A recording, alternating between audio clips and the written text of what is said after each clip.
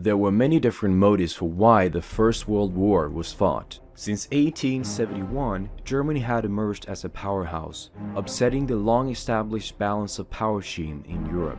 The established great powers, Britain, France, and Russia, joined together in 1914 to destroy this new rival.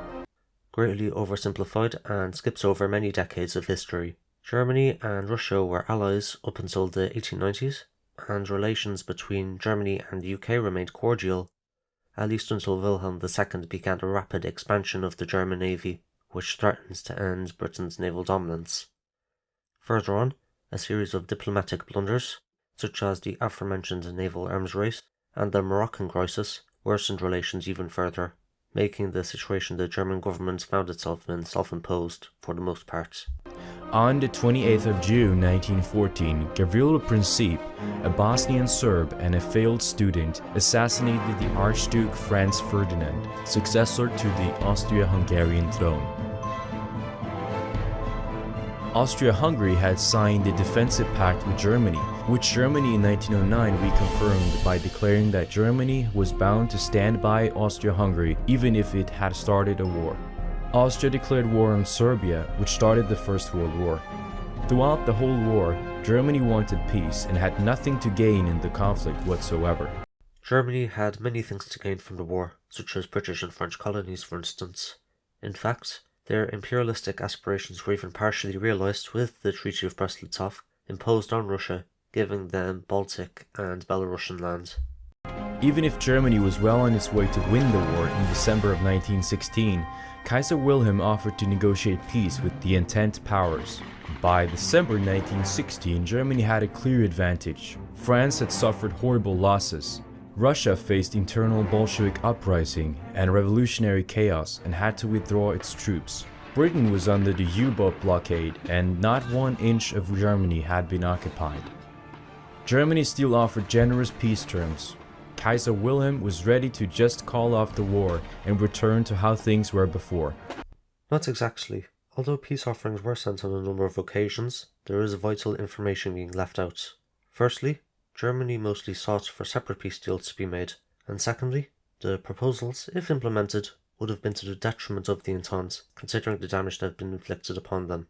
The peace deals would have also involved concessions, essentially an admission of defeat. The 1916 offer was more of a diplomatic maneuver, as a rejection would justify a return to unrestricted submarine warfare, whilst also galvanizing anti-war movements in France. On the other hand, an acceptance would have resulted in Germany's expansion, as there is no mention of Germany leaving the lands it had occupied, such as in Russia and Belgium. Aside from that, one major advocate for peace is being left out, that being Woodrow Wilson. Finally, Germany was far from being on the cusp of winning, like how it is being framed here, as it was under a blockade, cut off from its colonies, and suffering from heavy losses at the front, along with severe food shortages in the towns, causing immense strife. That was when the Zionist Jews, Chaim Weizmann and Nathan Sokolov, approached the British with a dirty deal. They offered to use their global influence to bring the US into the war on Britain's side, while undermining and destroying Germany from within. In exchange for US entry, the British would steal Palestine from Ottoman Turkey, which was Germany's ally, and then allow the Jews to settle there. The deal was called the Balfour Declaration and was delivered to the Baron Walter Rothschild. This is a misrepresentation of the Balfour Declaration. Sokolov and Weizmann were involved in the negotiating process, but there was nothing of a promise to manipulate the American government into joining the war, nor to stir discontent in Germany to be found. The latter, of course, being used to argue that the German Revolution was caused by these outside groups. At the same time, Britain had already intended on seizing Palestine, among other parts of the Ottoman Empire, which were stipulated in the Sykes-Picot Agreement, made a year before the declaration. Jews in London then sent messages to Louis Brandeis, one of the Jewish members of the Supreme Court, instructing him to pressure President Wilson to join the war. Other Zionist power brokers such as Bernard Baruch, Paul Warburg, and Jacob Schiff also pressured America to join. Evidence shows that Jacob Schiff was against the war, at least in 1914, when he and other American Jews stood by Woodrow Wilson's statement of neutrality. Others were against America's entry with the Entente, as it includes an alliance with Tsarist Russia. The British government agreed that they would support a Jewish homeland in Palestine in exchange for the powerful Jewish lobby in America getting the USA to join the Allies. Not really. One of the reasons for the declaration was that it would rally Jewish American support for the Entente, which would in turn encourage American entry into the war.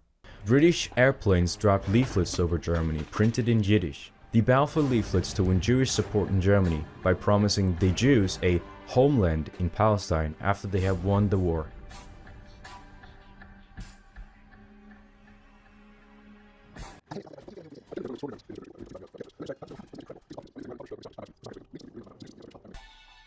After the deal was made, Jewish-owned media immediately unleashed a ton of anti-German propaganda, depicting the Germans as barbaric Huns. This was done to get the public support for American intervention in the war.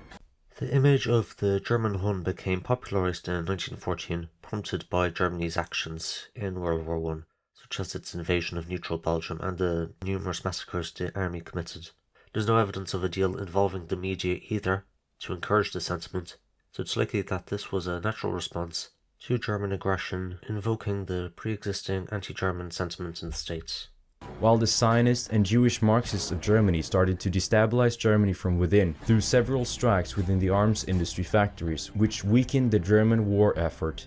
If America wouldn't have been tricked into the war, it would have been stopped right there and then, and millions of European lives would have been saved. Strike action was not instigated by Zionists or Marxist Jews, although these elements certainly did exist. The information available leads to the conclusion that they were spontaneous and fueled by anti-war sentiments caused by the mobilization of the people and economy, as well as food shortages. There was an expansion of strikes in the war industries, helped by expanding union membership and the private factors, but these were mostly localized, and coordination between trade unions was forbidden, making any major impact on production near impossible at the beginning. However, near the end of the war, there was a growth in coordination and in impact. But this would not have been possible without there already being discontent in the workforce. American entrance into the war was then carried out as promised.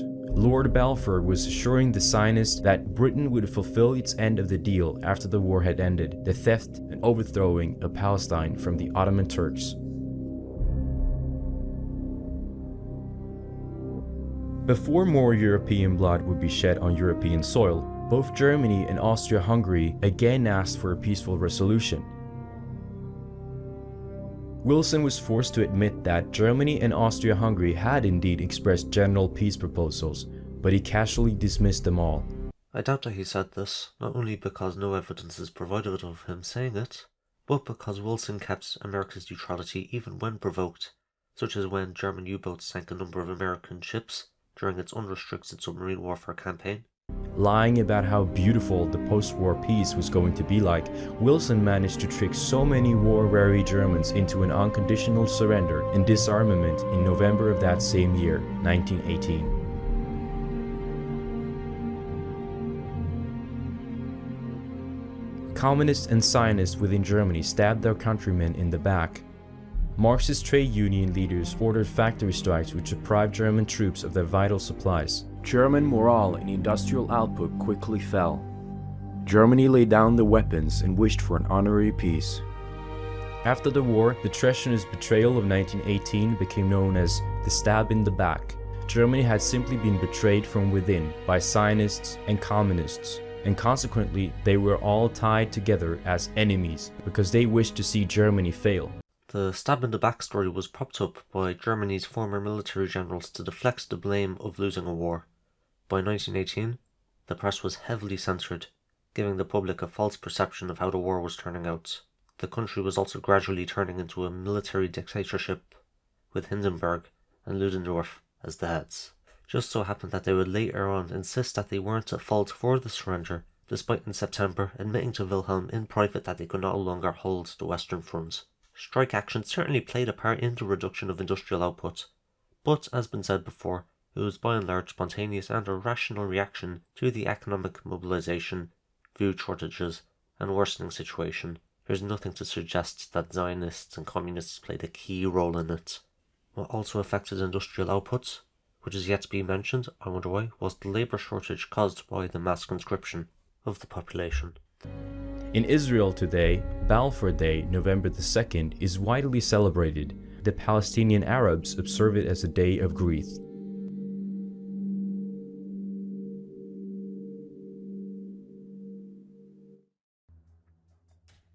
In January 1919, the victors met at the Paris Peace Conference to financially crush Germany and determine the new borders of the defeated nation. The aims of the Allies in the negotiations differed, opposed to what was being presented here. All agreed, however, that Germany should be weakened, but only marginally, as they wanted the country to also serve as a barrier to the spread of communism. The French delegation, often described as wanting the most punitive terms imposed, only wanted the country to be brought to the same level of power as France, not below. Germany was not even invited and would not have any say in the final decisions, as the globalists ripped Germany to pieces.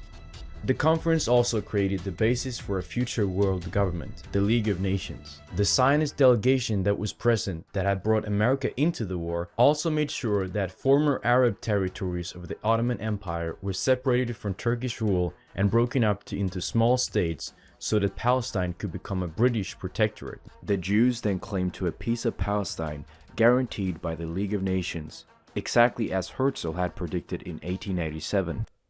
Palestine was transferred to the British, who established Mandatory Palestine, which was meant to serve as a compromise between the Arabs and Jewish Zionists. Israel proper was only established after the Mandate was dissolved in 1948 after a prolonged sectarian conflict. Out of the Paris Peace Conference came the brutal and notorious Treaty of Versailles on 20th of June 1919 and the Treaty of Saint-Germain on 20th of September the same year. Even liberal historians recognize the evil of the treaty today. A Germany that did not want any war, that had tried to avoid war, and had offered to make peace on numerous occasions throughout the whole war, was now totally disarmed. If you've been listening at all for the past few minutes, you'll know that this is misleading. Germany was forced to pay massive war reparations in the form of money and natural resources.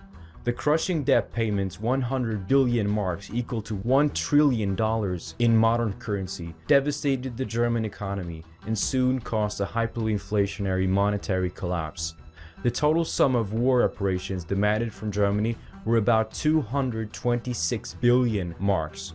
The aim was to financially break Germany. For Germany's part, after the London Schedule of Payments was established in 1921, the reparations actually amounted to 132 billion marks, not 226 billion. These were split into three types of bonds, Series A, B and C, with the C bonds numbering 82 billion marks, which were not intended to be paid for until economic stability was restored in the country, leaving the reparations at 50 billion marks, or $12.5 billion, 231.7 billion today, accounting for inflation.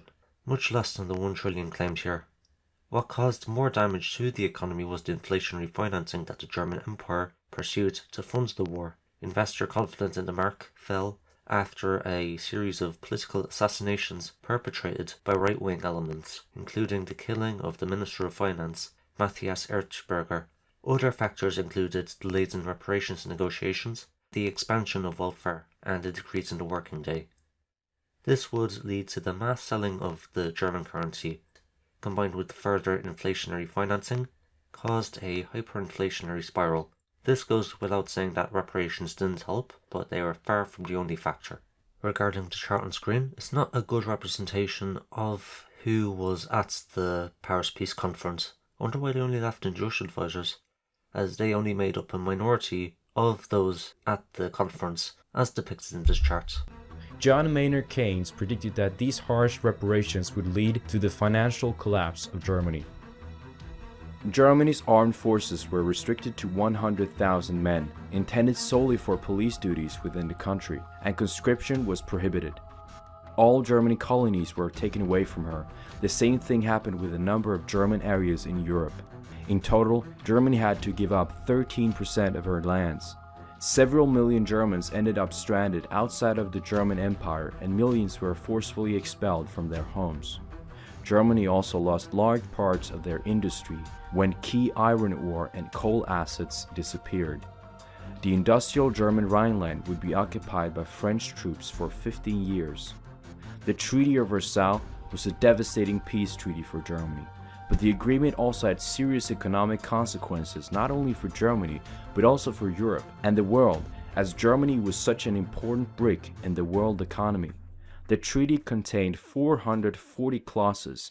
414 out of them were specifically dedicated to punishing Germany for a war that the nation was totally innocent of.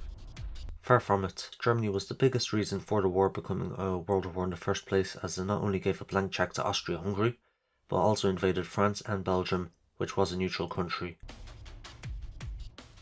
In the Times 1919, Winston Churchill expressed the ultimate goal of the treaty.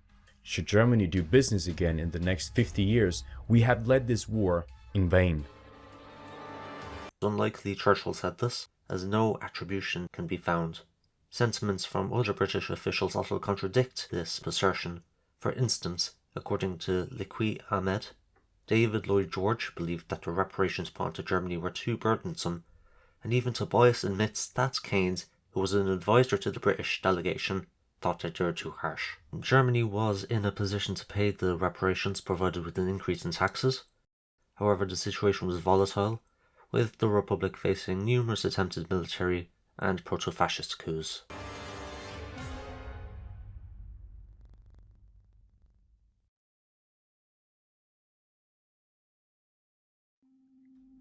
The encirclement and unprecedented hunger blockade killed almost 1 million of German children, women, old men, and the most fragile of society. The Allies now had only one fixed intention: to prolong the power of Versailles and to destroy Germany for good. Germany was now completely disarmed, and she had been damaged on all sides and had no way of defending herself. At any moment could her neighbors decide to attack her.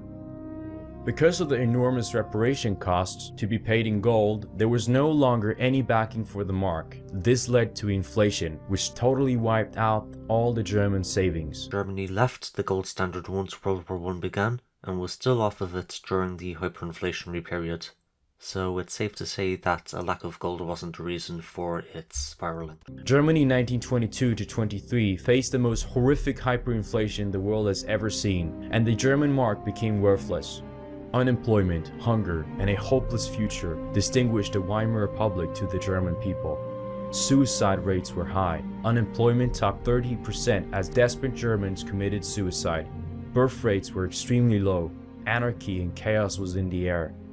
There was nothing the disarmed, humiliated, and hungry German people could do about it, as communists even seized parts of many cities. True, but rightist elements also seized towns and provinces, not excusing the actions of the former, but not worthy enough to point out and to correct the narrative that it was only socialists that were causing chaos.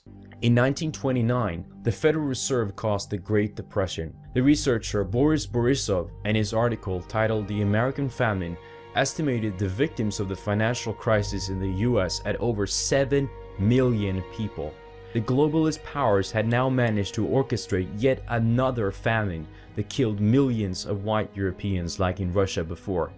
Ben Bernanke said regarding the Great Depression, "We did it." By we, Bernanke of course meant the Jewish leaders of the Federal Reserve System. Two huge claims that should have been elaborated on. Firstly, the Great Depression was a byproduct of the business cycle of the economy, exacerbated by the Federal Reserve, as interest rates were kept artificially low during the period, with the error being rectified too late, as the process for changing interest rates at the time was lengthy, to say the least. That's what he meant by we. It's also worth mentioning that the Federal Reserve was not dominated by Jewish people at the time of the Depression. On screen is a chart showing the members of the Federal Reserve in 1928. Secondly, the death toll of the Great Depression was nowhere near 7 million. In the article published by Pravda, it appears that Boris looked at the US census, expecting there to be an increase in the percentage of population growth in these 2 years, and when that wasn't as large as anticipated, he chalked it down to the difference starving to death. I'm not 100% certain though, because there's nothing about him online aside from this claim. There's also reason to believe that it was politically motivated, as at the time it was published, there was renewed interest in the Holodomor, especially from Americans, drawing condemnation at the Russian government. Back in Germany, the effects of the engineered stock market crash was even worse than in any other country, as the life savings of the people were wiped out as prices doubled every 2 days for 20 straight months. Misremembering events, the Great Depression saw a drop in prices in Germany. By 1922, inflation was spiraling wildly out of control. Hundreds of thousands of dispossessed, starving in the streets, and at the same time, you had very rich people. So you got on the one hand the poor eating turnip soup, the butchers selling crows, squirrels, even rats, and on the other side people who could afford it eating the most sumptuous meals like they never paused for thought.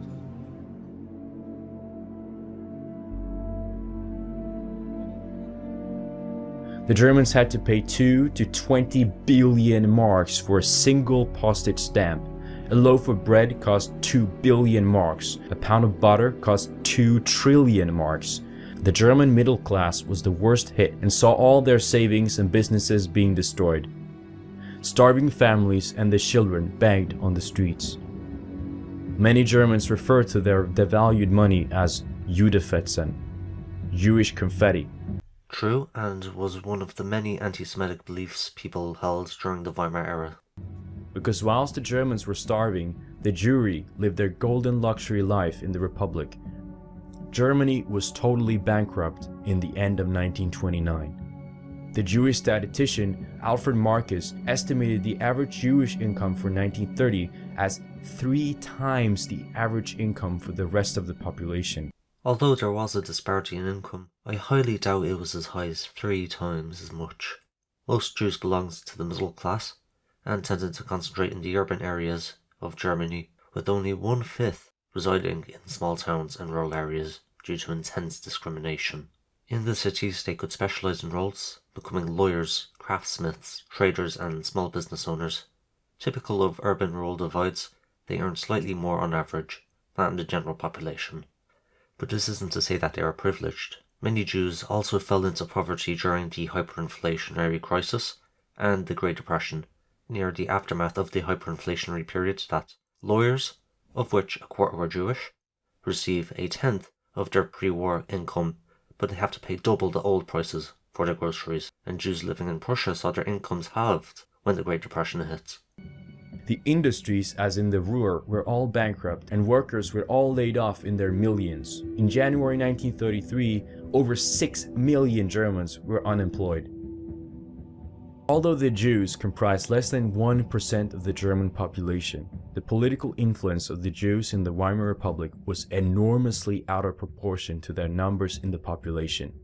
They managed to control over 50% of the media and the press, and 70% of all the judges, 57% of the metal trade, 22% of grain, and 39% of the textile trade. German banking and finance was under the total control of Jews. Regarding the claim about judges, there are little to no statistics on this, unfortunately.